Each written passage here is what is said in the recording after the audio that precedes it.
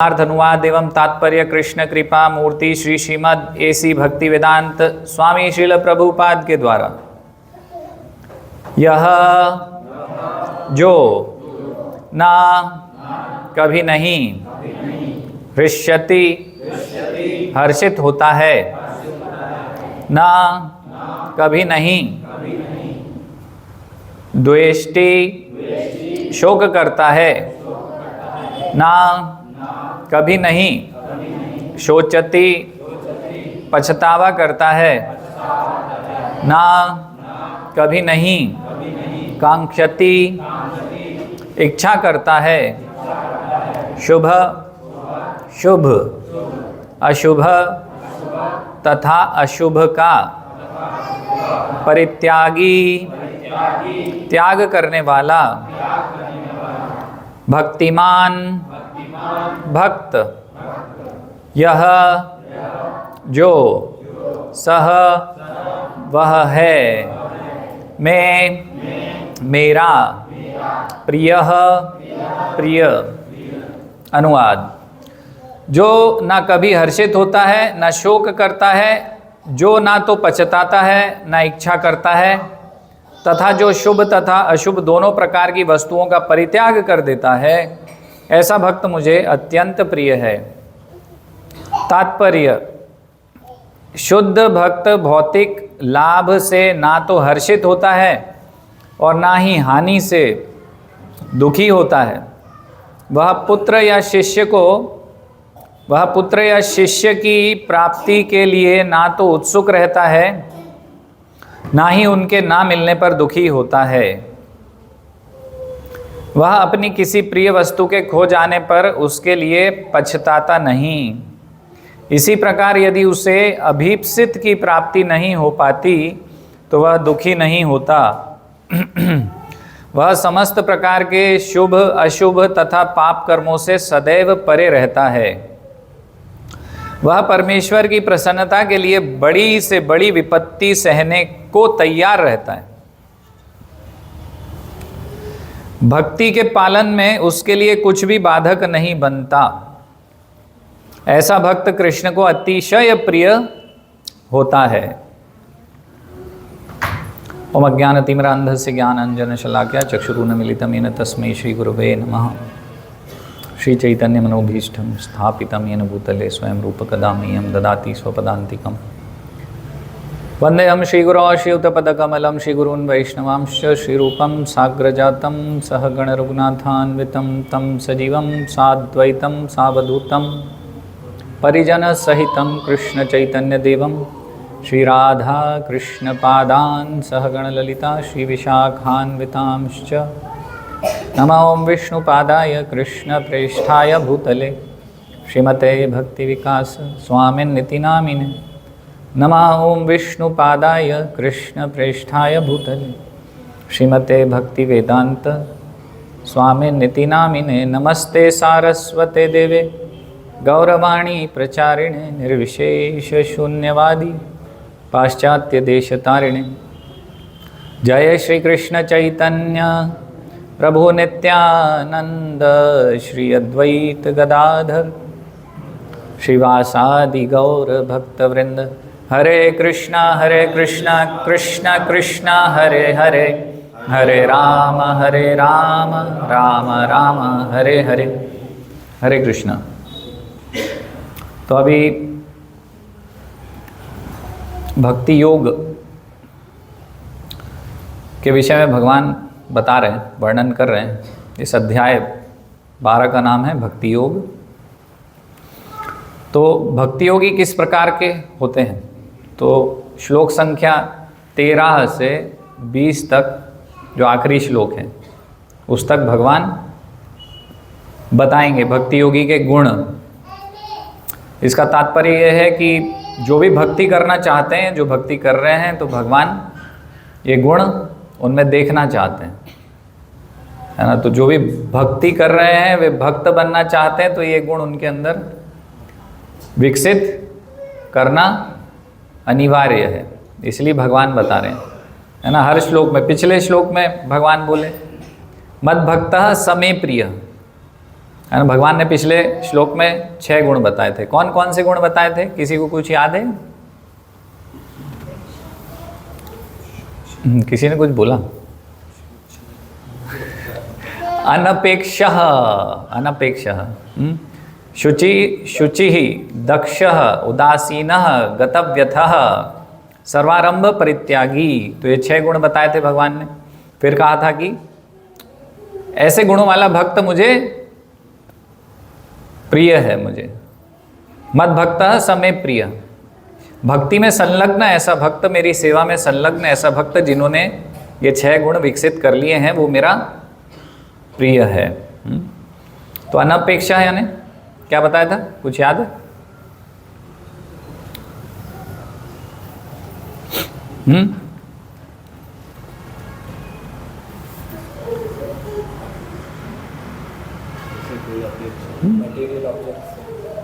हाँ, मतलब कि भौतिक वस्तुओं से सुख प्राप्त करने की अनिच्छा, उसकी अपेक्षा ना होना, है ना। अनपेक्षा यानी कि अपेक्षा ना होना। तो क्या अपेक्षा नहीं है? कि कुछ भौतिक वस्तु मिले और उससे मैं सुखी हूं, ये अपेक्षा नहीं है ना। केवल किस बात की अपेक्षा है? भगवान की भक्ति मिले, भगवान की सेवा मिले, इसी के लिए ही भगवान के पास जाते हैं। तो अनपेक्षा है ना, अन्याभिलाषिता शून्यम, कोई अन्य अभिलाषा है ही नहीं, शून्य है। केवल एक ही अभिलाषा है, क्या है? भगवान सुखी हो जाए बस। हमारे कुछ कार्य से ऐसा कुछ कार्य कर दें कि जिससे भगवान सुखी हो जाएं। तो अनपेक्षा, शुचि ही, इस पे थोड़ा डिटेल चर्चा हुआ था। शुचि है पवित्रता। हाँ, तो इससे क्या अर्थ है?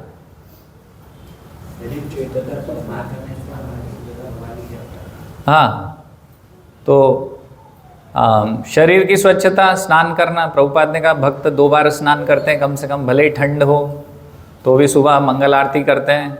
मंदिर नहीं आ पाता तो कम से कम घर पे करते हैं ना। गा नहीं पाए तो कम से कम मोबाइल से रिकॉर्डिंग चला दें, है ना। तो सुबह जल्दी उठें, स्नान करें, फिर दिन में 1 आधी बार, है ना।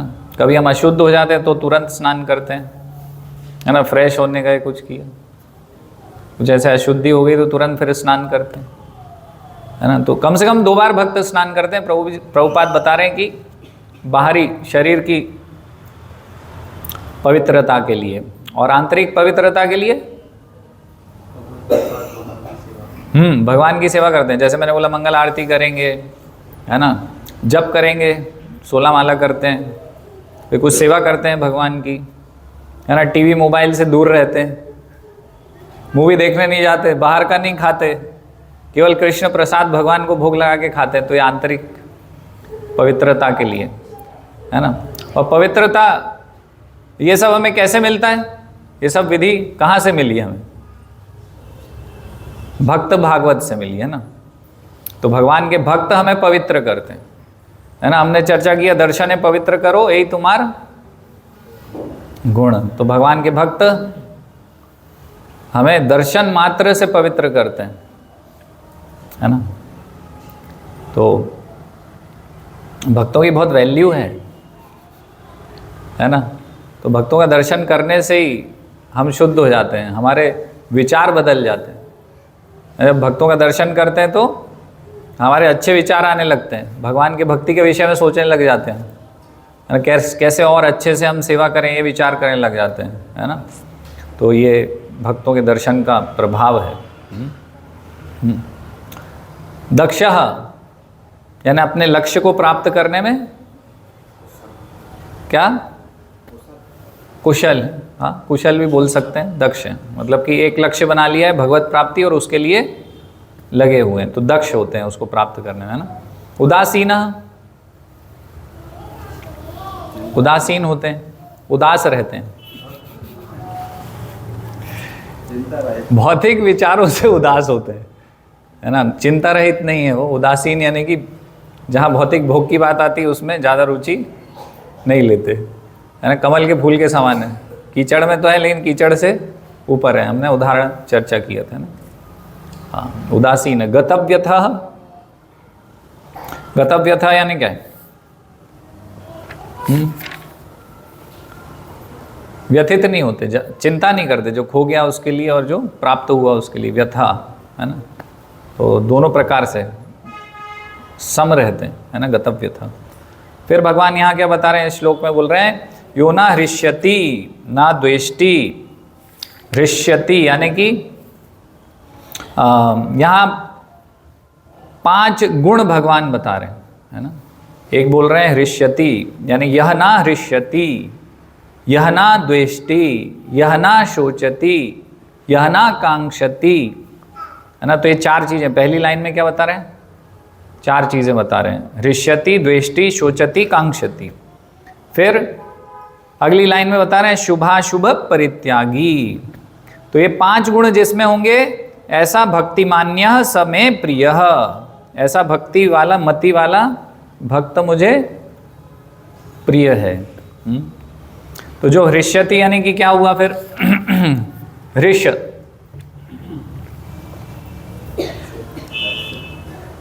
हाँ, तो हर्ष, हर्ष से संबंधित है ना। तो जो हर्षित नहीं होता ज़्यादा, तो श्रीधर स्वामी अपनी टीका में इस प्रकार से वर्णन कर रहे हैं, प्रियम प्रियम प्रापि यह न हृष्यति, जो मुझे प्रिय है, जो चीज़ मुझे, जो वस्तुएं अच्छी लगती हैं, जो मुझे इंद्रियों को सुख प्रदान करती हैं, ऐसी वस्तुएं प्राप्त होने पर यदि मैं ज़्यादा उल्लासित नहीं होता हूँ, बल्कि होता ही नहीं हूँ, ज़्यादा सुख अनुभव नहीं करता उसमें, इसको बोलेंगे हृष्यति, है ना। भक्त भौतिक सफलता से हर्षित नहीं होता है ना। जहाँ मान सम्मान मिला तो हो देखो तो फूले नहीं समाये, है ना। मैं इतना अच्छा प्रवचन देता हूँ, देखो मैं इतना अच्छा कीर्तन गाता हूँ, देखो इतनी अच्छी अच्छी ट्यून्स आती हैं मुझे, है ना। और मैंने तो भागवतम पढ़ लिया है पूरा, किसी को बता रहे हैं, हर्षित, बहुत खुश हुआ, मतलब अहंकार से बता रहे हैं, है ना। तो वो हर्ष महसूस नहीं करता। मेरे पास तो बहुत बड़ी बड़ी गाड़ियाँ हैं, तो उससे हर्षित नहीं होगा वो, है ना। मेरे पास बैंक बैलेंस है, उससे बहुत हर्ष नहीं होगा। भक्त भौतिक सफलता से हर्षित नहीं होता। भक्त भगवान को ही सर्वश्रेष्ठ मानता है, और जब भगवान को प्राप्त करता है तो उसी से ही हमेशा संतुष्ट रहता है। भगवान को प्राप्त करना यानी क्या? भगवान की सेवा प्राप्त करके संतुष्ट रहता है। तो अन्य भौतिक लाभ से विचलित नहीं होता। विचलित नहीं होता यानी उसको वो अंदर से बहुत ज़्यादा उल्लासित नहीं महसूस करता है भौतिक सफलता प्राप्त करके, भौतिक वस्तुएं अर्जित करके, है ना। तो इस प्रकार से तो श्लोक संख्या 622 छठे अध्याय में भगवान बता रहे हैं, है ना। क्या बता रहे हैं? यम लब्ध्वा चापरम लाभम मन्यते नाधिकम ततः। तो जब उसे भगवत प्राप्ति या फिर भक्ति प्राप्त होती है, भगवान की सेवा प्राप्त हो जाती है, तो उसको वो परम लाभ मानता है अपना, है ना, और उसको अपना परम सुख मानता है। और मन्यते नाधिकम ततः, उससे अधिक, उससे परे किसी और वस्तु को नहीं मानता है ना। यस्मिन स्थितो, और ऐसे स्थित रहता है अपने जीवन में। न दुखेन गुरुणापि विचाल्यते, तो बहुत बड़ा दुख, गुरुणापि यानी कि गुरु यानी बड़ा, बहुत विकट परिस्थिति आने पर भी, बहुत बड़ा दुख आने पर भी विचाल्यत, ना दुखेन यानी कि उससे वो, उस दुख से भी विचलित फिर कभी नहीं होता, है ना। तो फिर भले ही उसे कुछ मिले चाहे नहीं मिले, संसार का सुख ना मिले, है ना, अच्छी नौकरी नहीं मिली, है ना, आईफोन नहीं मिला मुझे, तो उससे दुखी नहीं होगा, है ना। तो ये भक्त का गुण होता है ना। तो जैसे कि समुद्र के समान होता है ना, हमारे आचार्य उदाहरण देते हैं, भक्त कैसा होता है? समुद्र के समान। समुद्र कैसा होता है? शांत होता है ना। तो बहुत बारिश हुई, अतिवृष्टि हुई, बहुत सारी नदियां उफान पे आ गई और बाढ़ आ गई, बाढ़ ने पूरे शहर व्यवस्थाएं तहस नहस कर दी। हाँ, और वो जब पानी जाता है, बहुत सारा पानी समुद्र में जाता है, तो समुद्र कैसा होता है? विचलित होता है? नहीं होता। गर्मी पड़ती है जब सूर्य पूरे ताप से नदियों को सुखा देता है, और थोड़ा थोड़ा पानी जाता है जब, क्या होता है समुद्र में? कुछ नहीं होता। ना कम पानी से उसको कोई फर्क पड़ेगा, ना ही ज़्यादा पानी से। तो इसी प्रकार से भक्त भौतिक सुख से कभी भी हर्ष महसूस नहीं करते। तो भगवान उद्धव से कह रहे हैं, क्या बोल रहे हैं भगवान 11वें स्कंद में उद्धव को जब बताते हैं, है ना, उद्धव गीता, तो क्या बोल रहे हैं? ना पारमेष्ठ्यम ना महेंद्र धिषणम न सार्वभौमम न रसाधिपत्यम न योग सिद्धम अपुनर्भवम वा मयि अर्पित मनोच्छति मद्विनात् मद्विनान्यत। तो क्या बोल रहे हैं? ना पारमेष्ठ्यम, पारमेष्ठ्यम यानी ब्रह्मा जी, तो ब्रह्मा जी की स्थिति प्राप्त हो जाए। महेंद्र धिषणम, महेंद्र है ना, इंद्र का पद भी प्राप्त हो जाए। ना सार्वभौमम, चाहे मुझे जगत का सम्राट भी क्यों ना बनाया जाए, है ना। रसाधिपत्यम, तो जो नीचे के स्वर्गलोक हैं उन्हें क्या बोलते हैं? अतल वितल सुतल रसातल तलातल पाताल, तो ये भी नीचे के स्वर्गलोक हैं, है ना। यहाँ भी भोग ऐश्वर्य अधिक है। तो ये सब भी मुझे प्राप्त हो जाए, इनका भी मैं अधिष्ठाता देव बना दिया जाऊं, है ना, वहाँ का राजा बना दिया जाऊं, तो ये भी मुझे सुखी नहीं कर सकता, है ना, मेरे भक्तों को सुखी नहीं कर सकता। भगवान उद्धव को बता रहे हैं। हाँ, तो ऐसा क्या मिल गया है भक्तों को? ये सब चीज़ें भी पूरे विश्व का सम्राट बना दो तो भी मैं सुखी नहीं हो रहा हूँ, भक्त कह रहा है। भक्त इस प्रकार के होते हैं। इंद्र बना दो तो भी मुझे कुछ फर्क नहीं पड़ेगा। ब्रह्मा जी ये पदवी भी नहीं चाहिए, तो क्या मिला ऐसा? तो भगवान बता रहे मयि अर्पित आत्म इच्छति, क्योंकि मेरा भक्त किस प्रकार का है? उसे केवल एक ही इच्छा है ना, आत्म इच्छति, मयि अर्पित। तो वो स्वयं की जो बुद्धि है, स्वयं का जो आत्मा है, उसने मुझे समर्पित कर दी, और उसमें वो क्या है? मद विनान्यत, और अन्य कुछ मेरे बिना और कुछ भी इच्छा उसकी कभी नहीं होती। वो केवल मुझे प्राप्त करके हमेशा ही परम सुख का अनुभव करता है भक्त। तो इसलिए तो ऐसा क्या प्राप्त कर लिया? तो मन और चित्त मुझे अर्पित कर दिया है, और भक्त को और कुछ नहीं चाहिए। तो केवल भक्त को भगवान ही प्रसन्न करते हैं, अन्य कोई वस्तु प्रसन्न नहीं करती, हर्षित नहीं होता, है ना।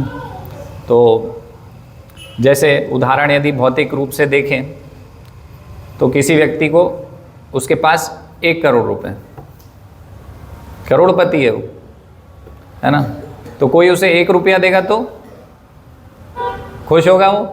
देखो आपका कैसा फेस बना है ऐसे, तो ऐसे ही वो सोचेगा। तो मेरे पास 1 करोड़ है, अरे भाई 1 रुपया लेके आया, तो यही बोले ना।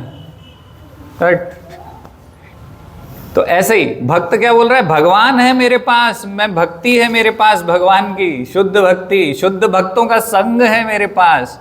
तो ब्रह्मा की पोस्ट हो, इंद्र की पोस्ट हो, कहीं के स्वर्गलोक का आधिपत्य हो, या मैं पूरे विश्व का सम्राट बन जाऊं, तो वो भी इतना तुच्छ है, गया बीता है वो, 3rd क्लास, नहीं चाहिए हमें, परम सुख में हूं, है ना। तो ऐसे ही ध्रुव महाराज का जब वर्णन आता है श्रीमद् भागवतम में, तो ध्रुव महाराज को उनकी जो विमाता है, सौतेली माँ सुरुचि, उन्होंने बोला कि तुम पिता की गोद में नहीं बैठ सकते हो, क्योंकि मेरी कोख से जन्म नहीं लिया। तो उनकी जो माता हैं सुनीति, वो कहती हैं कि आप जाइए भगवान के पास, विष्णु ही आपकी इच्छा पूरी कर सकते हैं। तो दुखी होके चले जाते हैं जंगल में, नारद मुनि से मंत्र लेते हैं, गुरु मंत्र। नारद मुनि परीक्षा भी लेते हैं, फिर तपस्या करते हैं। घोर तपस्या करने के बाद भगवान दर्शन दे देते हैं। भगवान के दर्शन प्राप्त करने के बाद भगवान जब उनका स्पर्श करते हैं तो फिर सारी इच्छाएं समाप्त, है ना। काचम विचिन्वन अपि दिव्य रत्नम, स्वामिन कृतार्थ अस्मि वरम न याचे। हाँ, तो बोलते हैं कि अब मुझे कोई वरदान नहीं चाहिए। और वो गए तो थे वरदान प्राप्त करने के लिए कि भाई मुझे अपने पिता से भी बड़ा एक राज्य चाहिए, तो उसके लिए जाते हैं। फिर जब वो भगवान देना चाहते हैं तो कहते हैं मुझे अब कुछ नहीं चाहिए, मुझे तो आप मिल गए, सबसे परम वस्तु मिल गई है, अब मुझे क्या इच्छा है, कोई इच्छा नहीं बची मेरी, अब मुझे कुछ मत दो, मुझे नहीं चाहिए। भगवान बोलते नहीं ले, तो 36,000 साल तक तू राज्य करेगा, उसके बाद तेरा ध्रुवलोक है, वो कभी प्रलय नहीं आने वाला है। ये सब मिल गया, अब ले लिया। अब क्योंकि भगवान दे रहे थे, भगवान को प्रसन्न करना भक्त की इच्छा है, तो भोग ऐश्वर्य भी स्वीकार करता है भक्त, ऐसा नहीं है। भौतिक भोग भी स्वीकार कर लेते हैं भक्त, जो बिल्कुल उनकी इच्छा नहीं है, अपेक्षा नहीं है, क्योंकि भगवान दे रहे हैं तो अभी ठीक है, उसमें मुझे कोई मजा नहीं है, लेकिन फिर भी मैं स्वीकार कर रहा हूं क्योंकि भगवान की इच्छा है, तो सब कुछ भगवान की सेवा में लगा देंगे। तो स्वीकार किया। अब वहां से लौट रहे हैं तपस्या करने के बाद, तो फिर सुखदेव गोस्वामी बता रहे हैं कि उनकी मनोवृत्ति, उनका मनोभाव कैसा है। तो बता रहे हैं स्वपि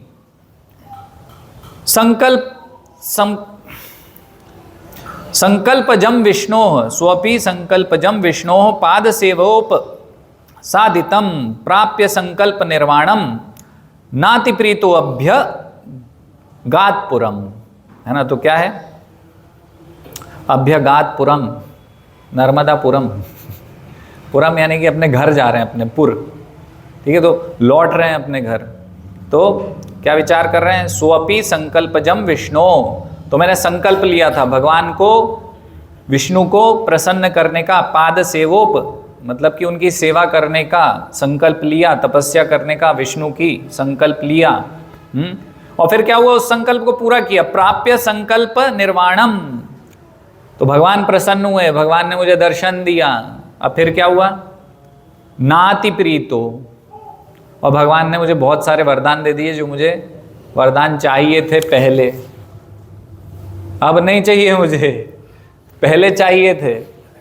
तो क्या सोच रहे हैं, नाति प्रीतो, कुछ मजा नहीं आया यार, बेकार ही ये सब मुझे मिल गया है, मुझे इसकी कोई आवश्यकता नहीं है, मैंने क्यों ऐसी इच्छा करी, मुझे नहीं चाहिए। तो उनको कोई हर्ष नहीं है अंदर से कि मुझे इतना कुछ प्राप्त हो गया है ना। राजा यानी क्या होता है ना, 36,000 साल राज्य करेंगे तो क्या करेंगे, राजा क्या करते हैं, ना चाहते हुए भी भोग ऐश्वर्य है, 10 नौकर चाकर आगे पीछे लगे रहेंगे, ये खा लो वो पी लो, है ना, आराम करो ये करो, ना भोग ऐश्वर्य रहेगा।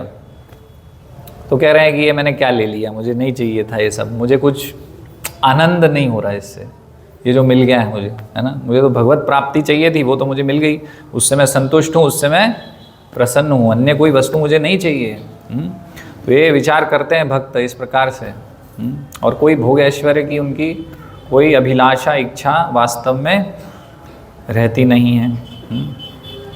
तो हर्ष होने की तो बात दूर है, मोक्ष प्राप्ति की यदि बात करें हम, तो भक्तों की मोक्ष प्राप्ति की भी इच्छा नहीं होती, तो मोक्ष की भी इच्छा नहीं होती भक्तों की।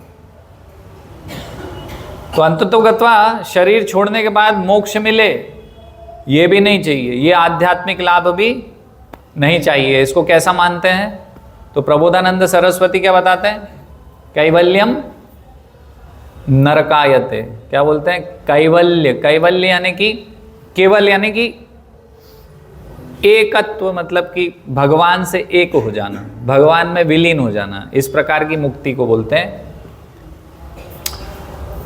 एकत्व, है ना। तो कैवल्यम, कैवल्य बोलते हैं इसको, कैवल्यम नरकायते, ये किसके समान है, नरक भोगने के समान है। कैवल्यम नरकायते त्रिदशपुर आकाश पुष्पायते, तो त्रिदशपुर यानी कि ये जो इंद्र का जो राज्य है स्वर्गलोक, तो स्वर्गलोक किस प्रकार से है? आकाश पुष्पायत। तो स्वर्ग का भोग कैसा है? जैसे कि आकाश में पुष्प लगे हों। तो आकाश में कभी पुष्प लगते हैं? ये हमारा भ्रम है। तो प्रबोधानंद सरस्वती यानी कि भक्तों का दृष्टिकोण ये है कि कैवल्य क्या है? नरक जाने जैसा है, नरक भोगने जैसा है, दुख भोगने जैसा है, कष्ट भोगने जैसा है। और ये जो स्वर्ग का भोग है वो कैसा है? ये तो एक भ्रम ही है, ये तो वास्तव में इसका कोई अर्थ नहीं है। फिर आगे क्या बोल रहे हैं? दुर्दांतेन्द्रिय काल सर्प पटली प्रोत्खात द्रमष्ट्रायते। तो कह रहे हैं कि ये जो इंद्रिय भोग है ये कैसा है कि जैसा सर्प है, तो सर्प को दूध पिलाने जैसा है। दूध पिलाएंगे तो और पावरफुल हो जाएगा, और क्या छोड़ेगा? और ज़्यादा। तो जितना इसको इंद्रिय भोग देंगे उतना इंद्रिय भोग प्राप्त करने की और लालसा बढ़ जाएगी, है ना। लेकिन भक्तों के लिए कैसा होता है? सर्प। क्योंकि इंद्रियां भक्तों की हमेशा भगवान की सेवा में लगी होती, सारी इंद्रियां भगवान की सेवा में लगाए रहते। तो क्या होता है? उससे जो सर्प है उसके दांत टूट जाते हैं। तो जो सर्प के दांत नहीं है वो काटेगा तो कोई असर होगा? विष छोड़ पाएगा? सर्प के दांत में ही विष रहता है। वो जब काटता है उसके दांत में जो होल रहते हैं उसी से ही वो विष ट्रांसफर करता है अंदर। तो दांत टूट गए तो सर्प का जहर खत्म। तो इंद्रियां परेशान नहीं करती। क्या बोलते हैं वो? दांत नहीं रहते जिसको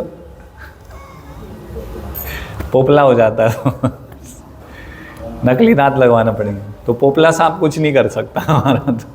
तो भक्तों की इंद्रियां हमेशा इस प्रकार से सेवा में लगी रहती है ना। तो सेवा में लगाए रखेंगे तो ये जो इंद्रियां हैं परेशान नहीं करेंगी, है ना। तो ज़्यादा परेशान मत होइए। कल भक्त गए थे, सुबह 9 बजे निकले पुस्तक वितरण करने, शाम को 4:30-5 बज गया। तो भक्त परेशान हो गए थे।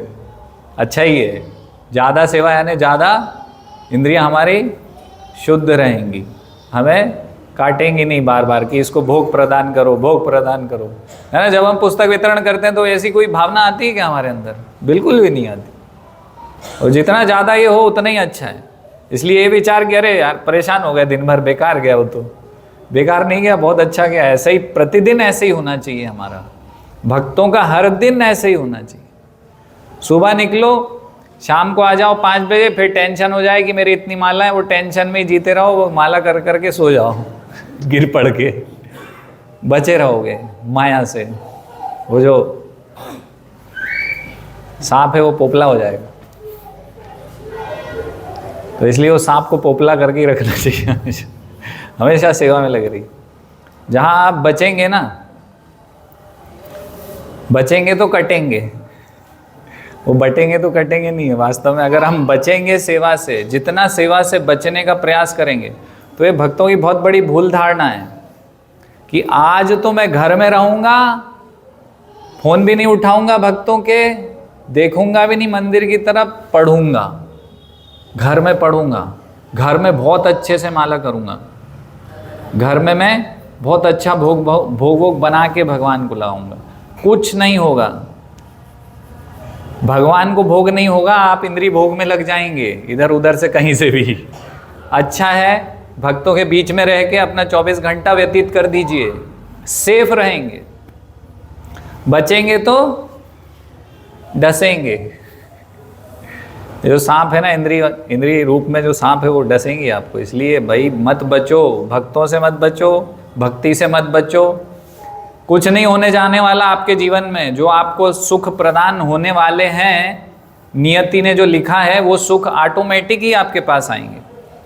जैसे कि ध्रुव महाराज के पास ऑटोमेटिक आए। तपस्या करी वो बात अलग है, भक्ति करी वो बात अलग है, लेकिन उनको नहीं चाहिए थे, वो बचना चाहते थे उससे, लेकिन फिर भी सर पे वो भोग आए। क्योंकि जो किस्मत में भोग लिखे हैं या जो किस्मत में दुख लिखे हैं, जो भाग्य में लिखे हैं, वो आपको स्वतः ही प्राप्त होने वाले हैं, थोड़ा सा मेहनत करने से, थोड़ा सा बुद्धि लगाने से, है ना। तो इसीलिए अच्छा है ज़्यादा से ज़्यादा अपने आप को सेवा में भगवान की लगा के सुरक्षित हो जाइए, है ना, वरना ऐसे ही होगा फिर। इंद्रिय भोग हो जाएगा। हाँ, आगे क्या बोल रहे हैं? प्रोत्खात द्रमष्टायते विश्वम पूर्ण सुखायते। तो जो ऐसे भक्ति में लगे हैं भक्त, 24 घंटे जिन्होंने सेवा में दे रखे हैं, वो कैसे हैं? विश्वम पूर्ण सुखायते, पूरा विश्व उनको सुख प्रदान करता है, हर व्यवस्था से वो सुख का अनुभव करते हैं भगवान की, है ना। उल्टे जो इंद्रिय भोग करने का प्रयास करते हैं, उससे सुख प्राप्त करने का प्रयास करते हैं, वे दुख का अनुभव करते हैं उन वस्तुओं से, और उन्हीं वस्तुओं से भगवान के भक्त सुख का अनुभव करते हैं। तो विश्वम पूर्ण सुखायते विधि महेंद्रादिश्च कीटायते। फिर से वही आ गया, विधि यानी कि ब्रह्मा जी, महेंद्र यानी कि इंद्र। तो ब्रह्मा और इंद्र कैसे दिखते हैं भक्तों को? कीट हैं। अरे वो कीड़े होते हैं ना छोटे मोटे, जिन पे हम ध्यान भी नहीं देते, पैर से कुचल देते हैं, अब खुश होते हैं, मर गया साला। वैसे इंद्र और ये सब जो पद हैं कैसे लगते हैं? अरे ये तो कीट हैं, गए बीते हैं, मच्छर मक्खी हैं, है ना। भक्तों को परम पद प्राप्त होता है भक्ति का, जो वास्तविक सुख है उसका। यत करुण्या कटाक्ष वैभववताम तम गौरम एव स्तुमः। यानी फिर ऐसे जो गौरांग हैं, चैतन्य महाप्रभु हैं, तो फिर प्रबोधानंद सरस्वती आगे बता रहे हैं कि यत करुणा कटाक्ष, उनकी जो कृपा है ना, जो भी हम कर रहे हैं भक्ति में, वो सब वास्तव में चैतन्य महाप्रभु की कृपा कटाक्ष ही है, कृपा दृष्टि है हमारे ऊपर। तो ऐसे जो महान गौरांग हैं, है ना, इनका स्तुति कर रहा हूँ, ऐसा कह रहे हैं। ये पूरा श्लोक इस प्रकार से है, लेकिन हम यहाँ देख रहे थे हर्ष के विषय में कि भौतिक सुख, चरम भौतिक सुख भी, इंद्र की पदवी, ब्रह्मा जी की पदवी भी भक्तों को उतने स्तर का मान सम्मान, ख्याति, ऐश्वर्य, भोग, वो भी तुच्छ लगता है भक्तों को कि ये भी टेस्टलेस है, उसमें कोई टेस्ट नहीं है। इसलिए बिल मंगल ठाकुर भी कहते हैं ना कि मुक्ति और ये सब क्या है, मेरे लिए बहुत तुच्छ है। मुक्ति तो मेरे द्वार पे खड़ी रहती है हाथ जोड़ के, बोले आप स्वीकार कीजिए मुझे, और भक्त देखते भी नहीं उनकी तरफ, रिजेक्ट। भगवान की सेवा, भगवान की प्रसन्नता, बस यही चाहते हैं। हाँ, फिर दूसरा गुण है द्वेष्टि। द्वेष्टि यानी द्वेष है। तो श्रीधर स्वामी अपनी टीका में इस प्रकार से बता रहे हैं, अप्रियम प्राप्य यह ना द्वेष्टि, मतलब कि कुछ अप्रिय होने से, मतलब कि कुछ प्रिय होगा तो हम खुश हो गए, कुछ अप्रिय हुआ तो हम दुखी हो गए। तो हर्ष और शोक, तो शोक के विषय में बता रहे हैं। तो कुछ जो अप्रिय होता है तो उससे भक्त कभी भी द्वेष नहीं करते। यहाँ पर उस प्रकार का अर्थ है द्वेष का, कि ऐसा नहीं है कि ये मुझे नहीं चाहिए, उसको रिजेक्ट करना, नहीं ये नहीं चाहिए, ये नहीं चाहिए। तो कुछ अप्रिय भी है तो उसको भी स्वीकार करते हैं, जैसे अर्जुन है। तो अर्जुन युद्ध करना नहीं चाहते थे, उनको अप्रिय लग रहा था। हमारे जीवन में बहुत कुछ भगवान की सेवा में ऐसा करना पड़ सकता है जो कि हमें प्रिय नहीं है। तो अर्जुन की तरह हमें अपना एटीट्यूड रखना चाहिए कि मुझे प्रिय नहीं है, लेकिन यदि ये भगवान की प्रसन्नता के लिए है तो मुझे करना चाहिए। ये बहुत बड़ी बात है। हम सभी प्रिय और अप्रिय के चक्कर में फंसे हुए कि हमें क्या अच्छा लगता है, सेवा में भी हम वो करते हैं जो हमें अच्छा लगता है। भगवान को क्या अच्छा लगता है वो नहीं सोचेंगे, है ना। भगवान को क्या अच्छा लगता है वो सब शास्त्रों में, या फिर हमारे गुरु के मुख से हम सुनते हैं। हमारे जो गुरुजन हैं वो हमें बताते हैं कि ये ऐसा करो, ये ऐसा करो, ये वैसा करो, लेकिन हम उसमें से चुनते हैं कि ये मुझे अच्छा लगता है, इसको मैं करूँगा, ये मुझे अच्छा नहीं लगता, इसको मैं अनसुना करूँगा। कैलकुलेटिव रहते हैं, कैलकुलेटर हैं हम। वो हमेशा सोचते रहते हैं ये मुझे अच्छा लगा ये करूँगा, है ये बोल दिया नहीं करना, रिजेक्ट, दाएं बाएं किया चल दिए घर। होम स्वीट होम जाके खाए पिए सो गए। तो वास्तव में ये समझना पड़ेगा कि हमें अच्छा लगे हमें अच्छा ना लगे उसकी क्या वैल्यू है। कुछ वैल्यू है, वैल्यू केवल इसकी है कि हमारे गुरु को क्या अच्छा लगता है, हमारे गुरु को क्या अच्छा नहीं लगता है, या भगवान को क्या अच्छा लगता है या भगवान को क्या अच्छा नहीं लगता है। शास्त्र में क्या दिया है, शास्त्र में क्या नहीं दिया है, मतलब कि शास्त्र में जो वर्जित है। तो इस प्रकार से हर चीज़ को देखना चाहिए, हमें अच्छा लगे हमें अच्छा नहीं लगे। पुस्तक वितरण प्रभुपाद ने बोला है तो हमें वो सेवा पसंद नहीं आती, लेकिन अभी मैराथन है तो हमें करना ही चाहिए, है ना। तो इस प्रकार से जो भक्त है अर्जुन की तरह कि भाई मुझे युद्ध करना अच्छा नहीं है, लेकिन मैं समझा, जब मैंने भगवत गीता सुनी तो मुझे समझ में आया कि कृष्ण को ही अच्छा लगेगा, तो करिष्ये वचनम तव, कि भाई ठीक है आप बोलिए किसको मारना है, तैयार हूँ, कोई प्रॉब्लम नहीं है। और ऐसा नहीं है कि मन मार के दुखी होके कुड़ कुड़ के कर रहे हैं, लो तुम्हें चाहिए था ना, लो तुम्हें चाहिए था, लो और मारूं और करना है। नहीं नहीं ऐसे नहीं, नॉर्मली समभाव में रह के, ना मुझे बहुत अच्छा लग रहा है ना मुझे कुछ बुरा लग रहा है, आपने कहा है तो आपकी आज्ञा का मैं पालन कर रहा हूं, है ना। ये जो माइक है, ये माइक भगवान की सेवा में है। कैसे सेवा में है, यहां से जो बोलोगे वो उधर पहुंचाना है। इसको अच्छा लग रहा है, इसको बुरा लग रहा है, तो be an instrument in Krishna's service. क्या करना है, एक यंत्र की तरह कार्य करना है। तो इसलिए हर्ष भी नहीं है शोक भी नहीं है, सम।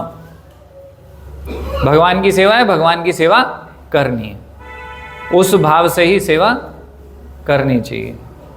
और फिर स्वतः ही वो जो आध्यात्मिक आनंद है ना, जो वास्तविक आनंद है, वो हमारे हृदय में स्फुरित होगा, प्रकाशित होगा, और उससे हम प्रसन्न ही रहने वाले हैं। कोई दुख हमें वास्तव में होगा नहीं। जब हम समभाव में रहकर सेवा करेंगे तो वास्तविक आनंद की अनुभूति अंदर से होगी, क्योंकि हम वास्तव में भगवान की सेवा कर रहे होंगे। और जब हम वास्तव में भगवान की सेवा कर रहे होंगे बिना किसी भौतिक हर्ष या भौतिक शोक के, तो भगवान प्रसन्न होंगे और उससे हमें भी प्रसन्नता होगी, क्योंकि हम उस वृक्ष के कहीं ना कहीं लगे हुए फूल पत्ती है ना। तो जब जड़ में पानी जाएगा, जब भगवान प्रसन्न होंगे तो फूल पत्ती अपने आप ही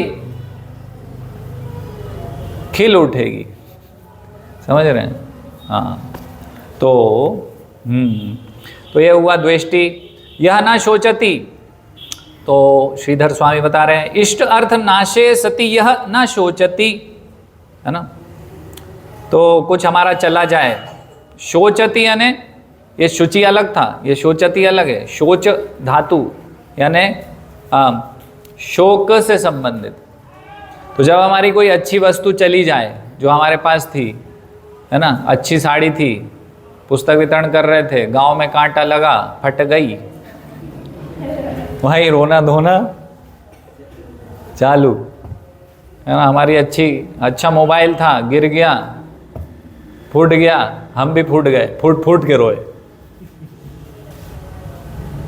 तो कुछ भी चला जाए तो वास्तव में उससे कुछ हमारा जो प्रिय है वो चला जाए तो दुखी नहीं होना चाहिए, है ना। या हमारा कुछ वस्तु जो हमें बहुत आसक्ति थी और वो भगवान की सेवा में चली जाए तो उससे वास्तव में दुखी नहीं होना चाहिए, है ना। मेरी गाड़ी थी ब्रेजा लाल कलर की, खूब मंदिर में चलाई, पुरानी हो गई यार, दुखी हो गए सोच के, है ना। गाड़ी खराब हो गई मेरी, नहीं भाई, उसका वास्तविक सदुपयोग हुआ है।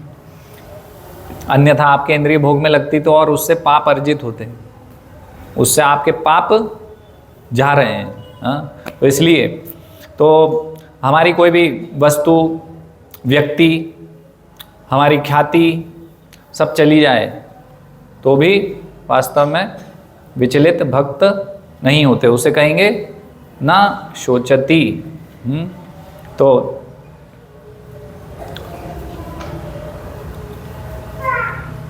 जैसे कि हम देख रहे हैं पांडवों के जीवन में काफी कष्ट आए, है ना। तो भीम को कई बार जहर दिया गया, 2 बार जहर दिया था ना, एक बार जहर दिया और फिर तालाब में फेंक दिया। तो वहाँ पे उनके नाना जी मिल गए, नाना जी ने और उल्टा उनको अमृत के प्याले पिला दिए। कितने पिए थे? 8 या 10 पी गए थे वो, है ना। तो फिर और स्ट्रांग हो गए, बाहर निकल के आए। 8 एक दिन बाद आए तो कुंती और पांडव और सब दुर्योधन के भाई सब पहुंच गए थे वापस अपने घर। तो कुंती बहुत चिंता कर रही थी, तो उनको विदुर ने बताया कि भाई चिंता की क्या बात है, भाई जब भीम पैदा हुआ था, जब आकाशवाणी हुई थी ना, तो दीर्घायु होंगे ये सब, ये तो बहुत बलशाली होगा, इसका कोई कुछ नहीं बिगाड़ेगा, आ जाएगा वो तो घूमते फिरते कहीं से भी। एक दिन सब रोते रहे, देखते रहे, दूसरे दिन, तीसरे दिन, 8 दिन बाद और भीम आ गए हाथी जैसे। तो क्यों रो रहे हो? बोले क्या हो गया? मैं तो और पहले से भी ज़्यादा शक्तिशाली होके आया हूँ, काहे को दुख मना रहे हो तुम? सब एकदम खुश हो गए। ओ, तो ऐसे दुख देने का प्रयास किया, फिर से उसको जहर दे दिया था। तो भीम को युयुत्सु ने बता दिया जाके। युयुत्सु कौन है? दुर्योधन का भाई है। तो दुर्योधन के भाई ने बता दिया, वो दासी पुत्र था, है ना। 101 पुत्र थे धृतराष्ट्र के। तो युयुत्सु ने बता दिया, अरे भैया जहर मिला दिया, मत पीना। वो भीम ने कहा ला दे यार तू तो, गट गट गट गट पी गए। और फिर डकार ली जोर से, बोले हाँ मजा आ गया, जाओ फेंक दो इसे। पी गए, सब देख रहे हैं, बोले अरे यार अब मरेगा, अब मरेगा, अब मरेगा। भीम सो गए, उठ गए वापस सुबह, बोले गुड मॉर्निंग, हरे कृष्णा, पचा दिया उसको, है? तो वास्तव में कितने कितने दुख आए उनके जीवन में, लेकिन भक्त देख रहे हैं आप, टस से मस नहीं हो रहे भक्त, दुख आ रहे हैं, अपने आप दुख आके चले जा रहे हैं। भगवान की ऐसी कृपा है। यहाँ तक कि आप देखिए कि भाई पुत्र चले गए, है ना। द्रौपदी के 5 पुत्र थे, 5 पांडव से, 5 मार दिए गए अश्वत्थामा के द्वारा। कभी कोई शिकायत करी कृष्ण से कि तुम भगवान नहीं हो, तुमने हमारे पुत्रों को नहीं बचाया? यदि तुमने बचाया होता तो भगवान होता। पुत्र चला जाना कितना दुख की बात है। अभिमन्यु भी चले गए थे, फिर भी कृष्ण से कोई शोचती ना शोचती, कोई शोक व्यक्त किया ऐसा कि अरे ऐसा हो गया, अरे वैसा हो गया? कोई विरोध नहीं भगवान से। हाँ थोड़ा दुख हुआ, क्षणिक दुख किसको नहीं होगा, सबको होगा, अर्जुन को भी हुआ, सारे पांडव भी रोए, द्रौपदी भी रोई, वो क्षणिक था। लेकिन भगवान की भक्ति नहीं छोड़ी। भगवान ने इतना कुछ छीन लिया था उनसे, उनका राज्य छीन लिया था, उनके रिश्तेदारी उनके शत्रु थे, तो भगवान के होते हुए भगवान तो बुद्धि फेर देते दुर्योधन की, क्यों नहीं फेरी? नहीं फेरी तो नहीं फेरी, भगवान की इच्छा ना। भक्त ये सोचता है भगवान की इच्छा। तो भगवान ने पुत्र छीन लिए तो भी कोई शोक भगवान के प्रति कुछ नहीं, वैसे ही समभाव में ही भगवान की भक्ति में लगे हुए हैं, फिर भी लगे हुए। राज्य ले लिया, ये ले लिया, वो ले लिया, उनकी पत्नी का मान सम्मान भी चला गया भरी सभा में, तो भी इतना कुछ भगवान ने छीन लिया। छीनने के बाद भी कोई ऐसा विशेष शोक विरोध भगवान के प्रति कुछ भी नहीं किया। तो भगवान काफ़ी कुछ हमसे ले भी सकते हैं। और दिया किसने था? दिया भी उन्होंने था।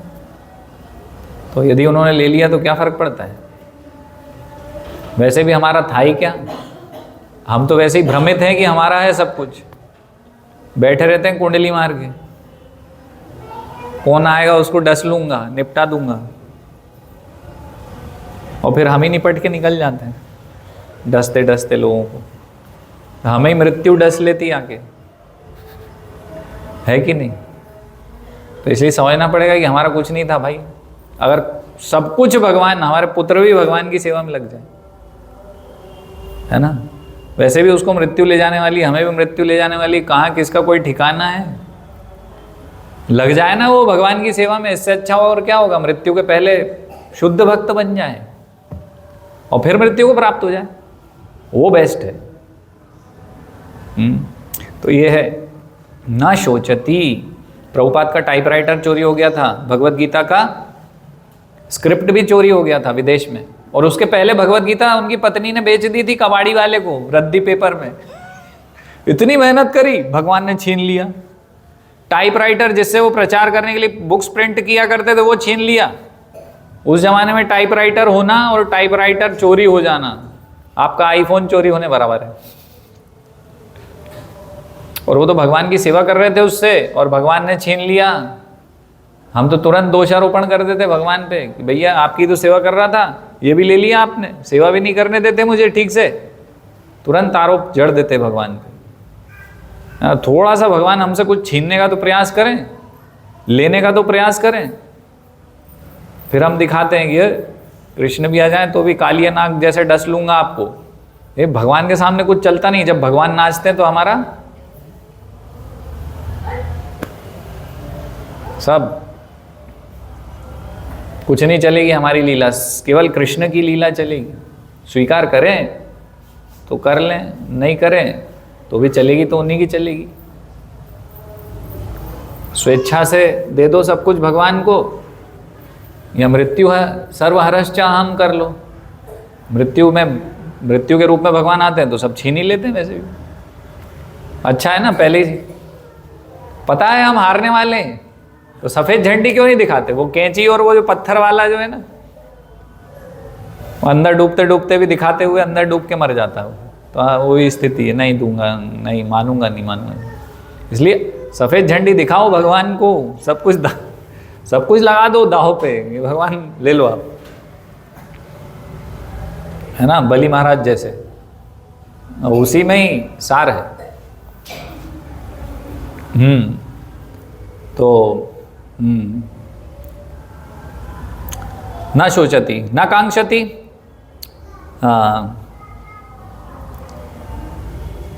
ना कांक्षति यानी कि दुख नहीं करता जाने पे। सॉरी, कांक्षति यानी कि कुछ जो मेरे पास नहीं है। शोचति का अर्थ है कि भाई दुख नहीं करता।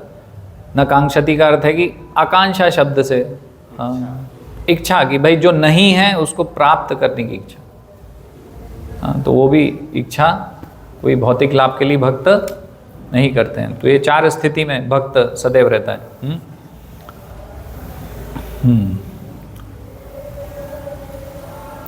और ऐसे इस स्थिति में भक्त आता कैसे है? तो भगवत गीता में भगवान बताते हैं ना, परम दृष्टवा निवर्तते, है ना। तो मान लीजिए एक उदाहरण से इसको समझते हैं कि गर्मी बहुत पड़ती है, तो गर्मी में क्या करते हैं, कोई आया, एक गिलास पानी दिया और दूसरे गिलास में मैंगो जूस दिया। अभी कौन सा ऑप्शन चुनेंगे आप? महादेव प्रभु मुस्कुरा के बोल रहे मैंगो जूस। तो पानी को क्या करेंगे, अरे इसको साइड में हटाओ यार, एक और है क्या मैंगो जूस, एक पीने के बाद और है क्या। क्यों? परम दृष्टवा निवर्तते। ये जो श्रेष्ठ रस है वो प्राप्त होने के बाद जो उससे थोड़ा सा तुच्छ है उसको हम साइड में हटा देते, इसमें मज़ा नहीं आएगा, इसमें ज़्यादा आनंद है। तो इसलिए भक्ति में ज़्यादा आनंद अनुभव करने के कारण अन्य वस्तुओं के लाभ से हानि से भक्त को कोई फर्क नहीं पड़ता। भक्ति में हमेशा आनंद प्रसन्न रहता है। सेवा में, भक्ति का अर्थ क्या है? सेवा। वो बहुत महत्वपूर्ण है। केवल घर में भागवतम पढ़ना, केवल घर में अपना कुछ कर देना, भक्ति से संबंधित कोई कार्य, है ना, तो थोड़ा थोड़ा कुछ कर लिया, वैसे नहीं। केंद्र में भक्तों के बीच में आके सेवा करना, है ना।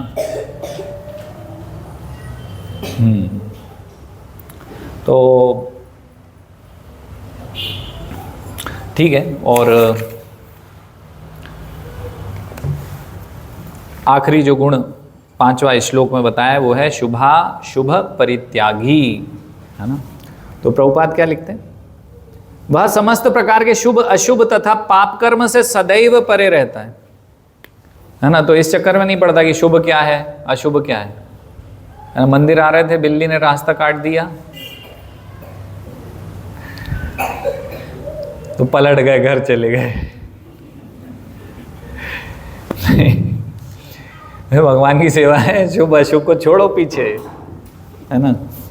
पाप कर्म पुण्य कर्म इस चक्कर में नहीं फंसते कभी भी। तो हमेशा भक्तिमय कार्य में लगे रहते हैं, है ना। तो अर्जुन ने नहीं सोचा कि भाई युद्ध में अभी इन सबको मारना एक प्रकार का पाप कर्म है। केवल भगवान को प्रसन्न करने के लिए क्या करना है वो करते गए बस, है ना। तो इस प्रकार से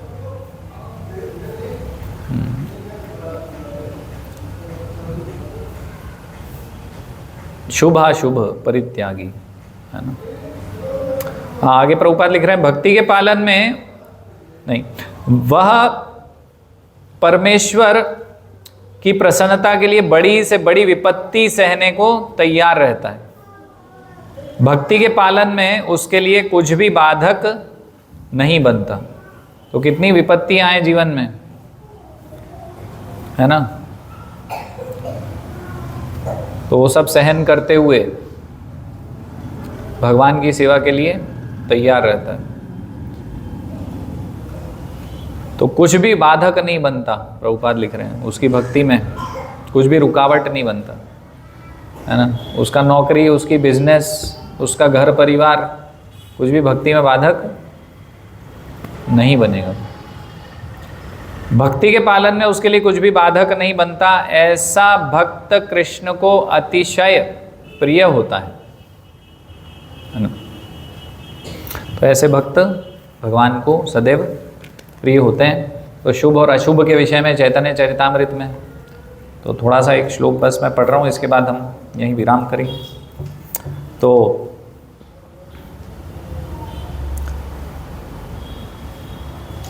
यहाँ बता रहे हैं द्वैते भद्रा भद्र ज्ञान सब मनोधर्म एई भाल एई मंद एई सब भ्रम। तो अनुवाद में प्रभुपाद लिख रहे हैं भौतिक जगत में अच्छे बुरे की कल्पनाएं मन की उपज होती है ना। ये अच्छा है वो बुरा है, भौतिक जगत में भौतिक दृष्टिकोण से जो हम सोचते हैं ये मेरे लिए अच्छा है ये मेरे लिए बुरा है, वास्तव में वो सब क्या है, मन की उपज है यानी भ्रम है। इसलिए यह कहना कि यह अच्छा है और यह बुरा है कोरी भूल है। तात्पर्य पूर्ण पुरुषोत्तम भगवान कृष्ण परम सत्य हैं और विविध शक्तियों के साथ शाश्वत रूप से विद्यमान रहते हैं। जब कोई व्यक्ति कृष्ण की मोहमयी शक्ति में मग्न रहता है और कृष्ण को नहीं समझ पाता तो वह अपने लिए अच्छे तथा बुरे का निश्चय नहीं कर सकता, है ना। तो जो भौतिक बुद्धि से कार्य कर रहा है इस जगत में वो क्या अपना अच्छा समझेगा और क्या बुरा समझेगा। अच्छे तथा बुरे के सारे भाव कल्पना या मनोधर्म है। जब मनुष्य भूल जाता है कि वह कृष्ण का सनातन सेवक है तो वह नाना प्रकार की योजनाओं द्वारा भौतिक जगत का भोग करना चाहता है। उस समय वह ऐसी भौतिक योजनाओं में अंतर करता है ना। ये वाली पॉलिसी अच्छी है, ये वाली योजना से मैं करोड़पति बन जाऊंगा, है ना। तो वो अंतर करता है योजनाओं में। उस समय वह ऐसी भौतिक योजनाओं में अंतर करता है जो अच्छी होती है और जो बुरी होती है, किंतु वास्तव में वे सब झूठी होती हैं, है ना।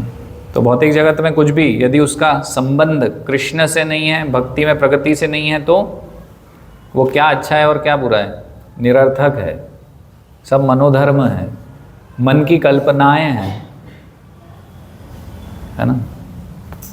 कि अभी मैंने ये प्राप्त कर लिया, अभी ये और प्राप्त करना बाकी है, और इस प्लानिंग से मैं 1 साल बाद 10 साल बाद वो प्राप्त कर लूंगा। तो इस चेतना को क्या बताया गया है, आसुरी चेतना बताया भगवान ने, क्या बोला है? और पूरा संसार इसी चेतना पे चल रहा है। आज मेरे पास इतनी भौतिक वस्तुएं हैं, अभी मुझे इतनी और चाहिए हैं, है ना। आज मेरे पास एक फैक्ट्री है, मुझे और 5 फैक्ट्री डालनी है, ये इच्छा हो गई, कामनाएं हो गई, और फिर अगले 10 साल में ये फैक्ट्री डालने की ये प्लानिंग है। और इससे कृष्ण का कोई संबंध नहीं है। वो 5 फैक्ट्री और डाल लेगा और वो भी चिता पे डल जाएगा, कुछ समय बाद फैक्ट्री वहीं रह जाएगी, वो गायब हो जाएगा। तो क्या अच्छा है और क्या बुरा है इस जगत में? सब मनोधर्म है, कुछ भी अच्छा नहीं है। एक ही परम सत्य है कि हम भगवान के सनातन सेवक हैं। भगवान और हमारा ही सनातन संबंध है। भगवान की सेवा के लक्ष्य से ही भगवान ने हमें बनाया था, और उस लक्ष्य को छोड़ के कुछ भी करेंगे तो वास्तव में कोई अर्थ पूर्ण नहीं रहेगा। हरे कृष्णा। श्रील प्रभुपाद की जय। भगवद गीता यथारूप की जय।